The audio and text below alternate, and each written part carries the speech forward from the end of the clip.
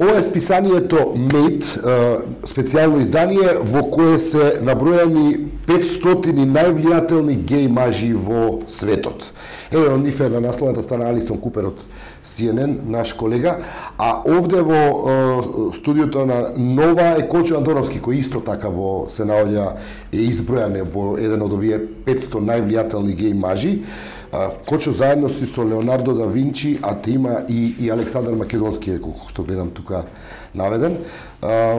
Што значи ова влијателност по ова рангирање и зошто е потребата геј, луѓето кои се борат за геј правата да се издвојат во едно вакво посебно издание?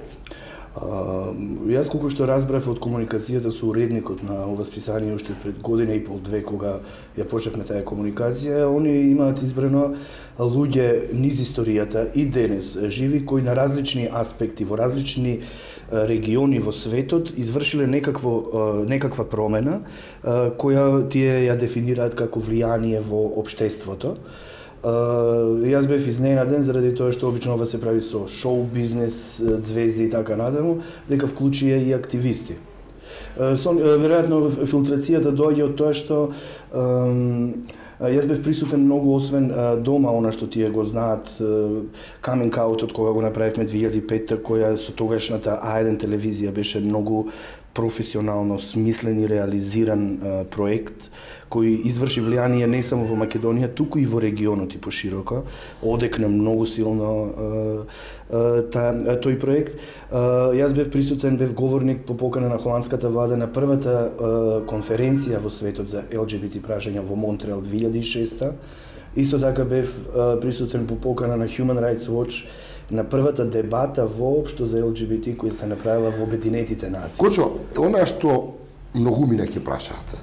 Зошто мислиш дека е потребно посебно да се води кампања и борба за правата на ЛГБТ популацијата? Зошто тие права не се сведат на правата на сите нас? Дал е некој геј, ЛГБТ или хетеросексуалец? Човекови права се човекови права. Зошто посебно да се издвојат правата на ЛГБТ популација?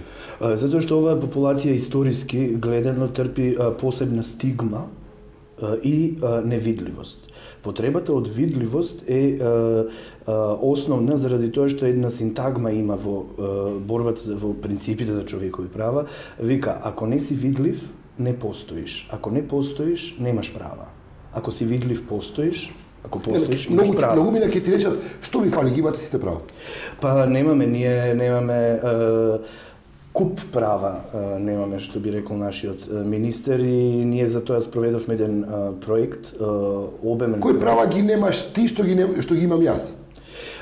Например, еве да почнеме од правото на пензија, наследување, здравствено осигурување. Како тоа немаш право на пензија? Па доколку, например, ти со твојата партнерка, нели ќе дојде старост, едниот побрзо ќе почине, другиот има право да ја наследи пензијата доколку нема пензија, или пак ако е повисока на партнерот, нели ја наследува таа пензија. А што е со наследството?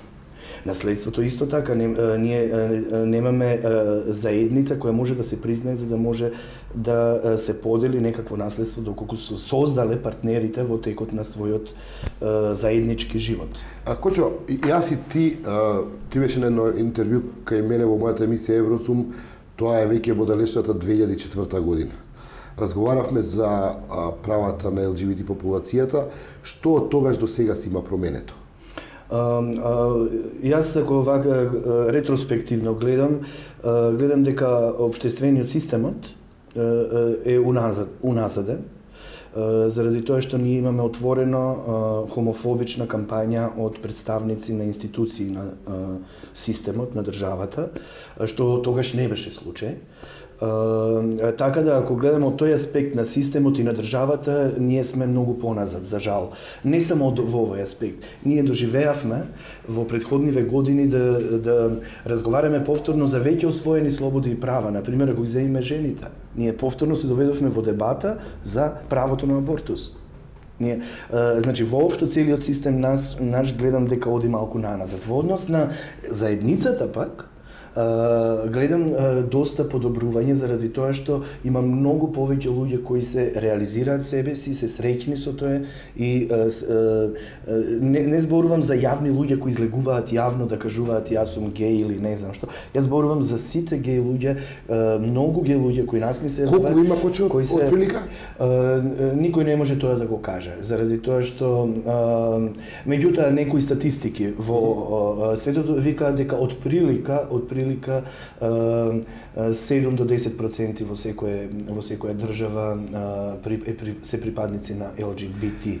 Што се случува со оваа тема во меѓународните организации? Доста беше присутна на тие меѓународни форуми и на организации од типот Европска унија, Совет на Европа. Што има ново таму? Таму се води многу жива полемика, се води, тоа е еден многу жив процес во кој Македонија е вклучена. Последно во 2010 година Советот на Европа, Комитетот на министри донесе препораки до државите членки и ние од 2010 наваму заедно со нашата амбрела организација Илга Европа во соработка со Хелсиншкиот комитет правиме мониторинг на имплементација на овие препораки што Комитетот на министри ќе го разгледува во март 2013. Ние направивме извештај во Сенка, кој ќе биде дел од Илга. Што содржи, може ли да за жал имаме една тажна слика за Македонија како држава од овој аспект, ако почнеме уште од правото на живот, например. Значи, воопшто не е регулирано злосторство од омраза. Нема потешки кривични казни за кривични дела кои се мотивирани по основ на сексуална ориентација или родов идентитет. Судиите, полицајците, никој нема добиено тренинг и обука како тоа е содржано во овој извештај. Како овој извештај е изграден врз официјална комуникација со државните институции. Значи ние сме барале информација, они ни дали информација и така е напишан извештајот, е документиран и е релевантен. Кога се официализира? Ние сега средината на февруари ќе го промовираме извештајот. Тоа оди на Комитет на министри на Совет на Тоа оди во Комитетот на министри, ќе оди еден заеднички извештај кој ќе го направи Илга Европа за сите држави, каде и делот за Македонија е присутен. Доколку покаже посебен интерес, ќе им се даде и комплетниот целосен за Македонија извештај. Кој ќе отворите центарот со помош на холандската амбасада за ЛГБТ популацијата за помош на тие луѓе во старата чаршија, на почеток се кршеа излозите, се кршеа нели стакла на дуќанот кај што, односно на просториите кај што се сместени. Како оди таа работа? Доаѓаат ли луѓе, бараат ли помош? Јас опкружувањето во чаршијата го сметам за пријателско и мислам дека луѓето кои се еснафот во чаршијата, ние немаме проблеми, не се непријателски расположени. Луѓе од надвор дојдоа да направат проблеми.